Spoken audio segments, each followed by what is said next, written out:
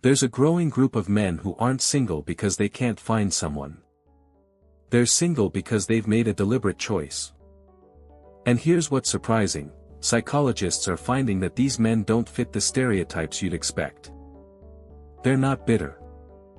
They're not avoiding responsibility.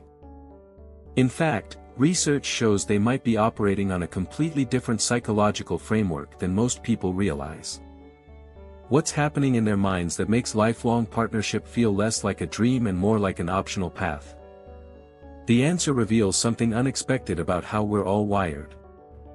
First, let's clear up what we're not talking about. This isn't about men who want relationships but struggle to find them. This is about men who've actively chosen solitude as their preferred way of living, and they're comfortable with that decision long term. A 2019 study published in the Journal of Personality and Social Psychology found something fascinating. People with higher levels of what researchers call self-sufficiency motivation report equal or greater life satisfaction when single compared to when partnered. But here's where it gets interesting. The men in this category showed distinct psychological patterns that separated them from the general population. They scored significantly higher in something called autonomous functioning.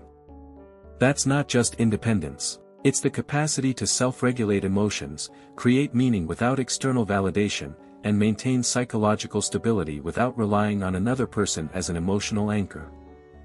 Now, you might be thinking this sounds lonely. But research from the University of California, Santa Barbara challenges that assumption entirely. Dr.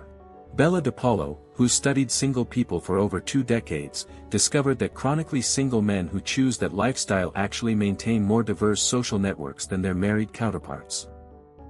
They invest heavily in friendships, community involvement, and extended family relationships. Their social fulfillment doesn't come from one person, it comes from a carefully cultivated ecosystem of connections. And here's the twist. Brain imaging studies show that people who thrive in solitude have higher activity in the prefrontal cortex regions associated with self-reflection and internal reward processing.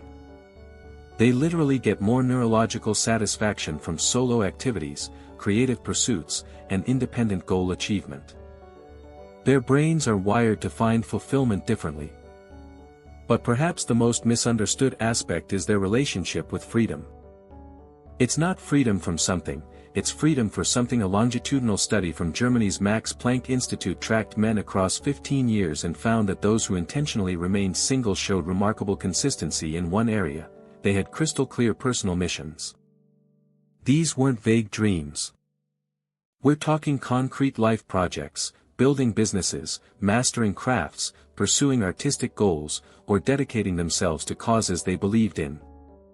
The researchers noted something striking. These men didn't view relationships as incompatible with their goals theoretically.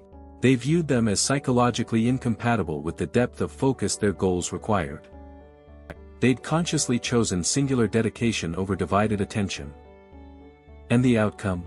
Their psychological well-being markers, purpose, autonomy, personal growth, consistently scored in the highest percentiles.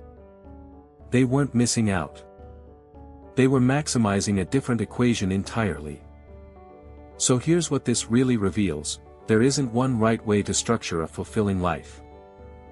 The men who choose to stay single aren't broken, afraid, or incomplete.